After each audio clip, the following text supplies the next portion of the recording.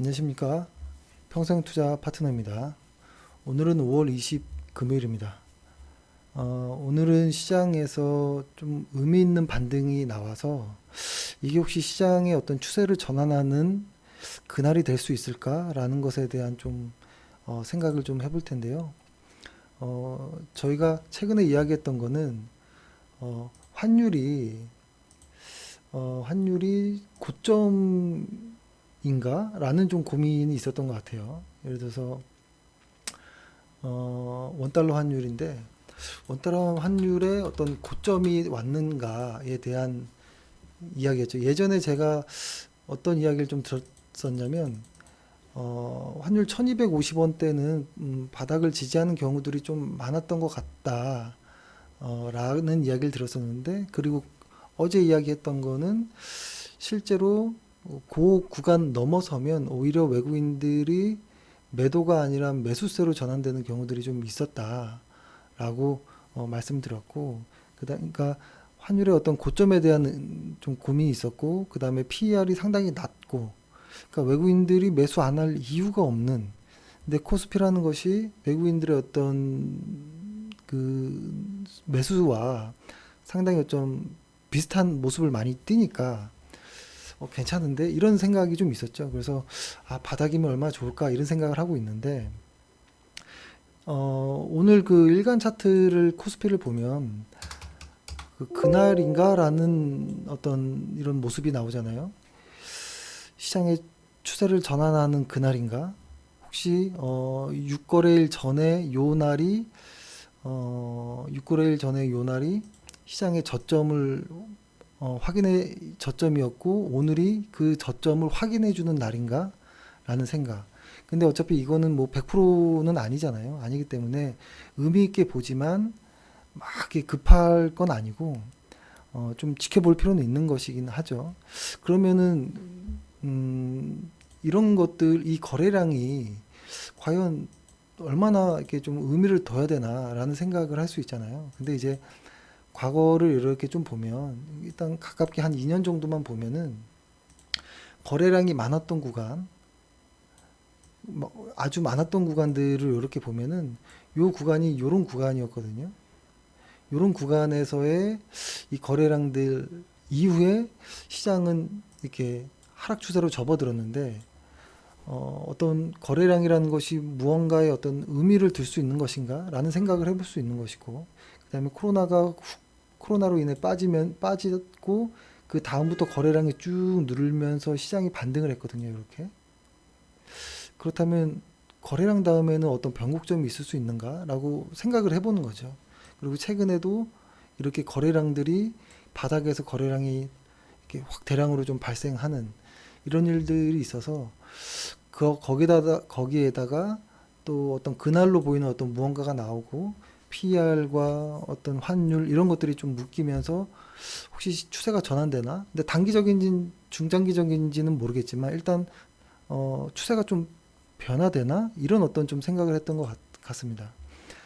더해서 오늘 뉴스 뭐 많이 나오긴 했었는데 저는 뭐 이 뉴스가 뭐 괜찮은 것 같아요. 괜찮다라는 말보다 좀 의미를 둘 수 있는 게 LPR 5년물 금리가 금리를 인하했잖아요. 중국에서는 중국의 인민은행에서. 근데 이 5년물 금리라는 것은 1년물과 5년물인데 5년물이라는 것은 대출 금리에 연동되는 것이기 때문에 이 상당히 큰 시장이 들썩거릴 수 있는 거기 때문에 저는 중국에서 꽤 의미 있는 의지가 있는 어떤 경기 부양을 하려고 하나라는 어떤 의지인가 뭐 이런 좀 생각을 했던 것 같아요. 그러니까 중국의 어, 금리 인하라는 거, 이것이 저는 좀 좋은 뉴스라고 생각을 했었던 건데, 근데 반대편에 있었던 좀 불안했던 뉴스들은 계속 상존해 있죠. 뭐 금리 인상과 긴축이라는 것이 계속 아직 계속 없어지지 않는 뉴스인 거고, 그 다음에 러시아와 우크라이나의 어떤 전쟁으로 인한 어떤 급등들, 인플레이션들, 그 다음에 중국의 어떤 코로나 봉쇄, 뭐 이런 것들이 계속 남아 있습니다. 남아 있는데 이런 것들에 대한 어떤 공포는 시장이 20% 정도 빠지면서 저는 반영했다라는 생각이 드는데요. 최근에 더 불안한 거는 혹시 이것이 경기 둔화가 아니라, 그러니까 지금까지는 그냥 경기가 잠깐 둔화되는 정도 아니야? 라는 생각을 갖고 있었는데, 이런 어떤 시장 환경에서 연준의 어떤 긴축이 중첩돼서 시장이 20% 정도 저는 빠졌다고 생각하는데, 지금 시장에서 더 불안해하는 거는 경기 둔화가 아니라 경기 침체 아니야? 라는 생각인 거죠. 경기 침체와 긴축, 이것이 합쳐지면은 20% 이상 하락하는 경우가 있으니까, 어, 이거에 대한 우려를 최근에 좀 이렇게 하고 있는 것 같은데, 아직 침체라고 이야기하기는 저는 조금 어렵지 않나? 근데 다만, 인건비 상승이라든지 국제유가 상승, 원자재 가격의 어떤 상승, 이런 것들이 쉽게 해결될 어떤 이런 이슈는 아니죠. 그죠? 그렇기 때문에 뭐 아주 쉽게 뭐 할 건 아니지만, 아직까지도 경기 침체가 아니라 저는 경기 둔화 정도로 보는 게 낫지 않은가라고 생각을 하는 이유는, 저는 이거를 좀 이렇게 보고 있었는데요. 뭐냐면, OECD 경기 선행 지수인데, 요거를 조금 이렇게 넓게 볼까요? 이렇게 넓게 보면은, 이거 너무 넓게 봤네. 요 정도로 이렇게 보면, 이렇게 보이죠? 어, 요 주황색 같은 게 이제 미국의 경기선행 지수고, 이 진한 색깔이 이렇게 오는 게 한국 거, 그 다음에 중국은 이 파란 색깔 슈 이렇게 왔다가 이렇게 오잖아요. 그죠? 요거인데, 요거를 이렇게 잘 보면은, 조금 줄여볼게요. 줄여보면은 한 뭐 1년 가까이 한국 시장이 확 꺾여 내려왔잖아요. 근데 마침 우연히도 한국 시장의 지수 역시도 그때부터 좀 많이 꺾이긴 했거든요. 그리고 중국도 이렇게 확 내려왔고, 미국도 확 내려왔는데, 이거를 조금 더 확대해서 보면은, 어, 이렇게 보입니다. 이 컴퓨터가 좀 느리니까요. 진짜 많이 느리네요. 음, 이게 좀 움직이네요, 이제. 이게 보면은, 저는 미국 시장의 어떤 침체 이야기 나오는데, 이상하게, 미국 선행지수는 반등을 하더라고요, 반등을. 그리고 중국은 더 이상 빠지지 않고, 전달이랑 똑같은 가격, 그리고 한국은 이렇게 계속 하락하고 있었는데, 미국이 꼬리를 들더라고요. 그래서, 이 선행지수라는 게 뭐 3개월 혹은 6개월 그 이상 이후에 경기가 좋을지 안 좋을지에 대한 뭐 이런 것인데, 이것이 가끔 이제 발표하고 한 달 정도 이후에 좀 변경되는 것들이 좀 있어서, 저는 좀 기다렸는데요. 이게 미세하게 조정됐지만 꽤 시간이 지났는데도 이게 변하지 않더라고요. 미국 시장의 선행지수가. 그리고 중국은 최근에 이렇게 같거든요. 유지되고 있거든요. 그래서 이게 침체면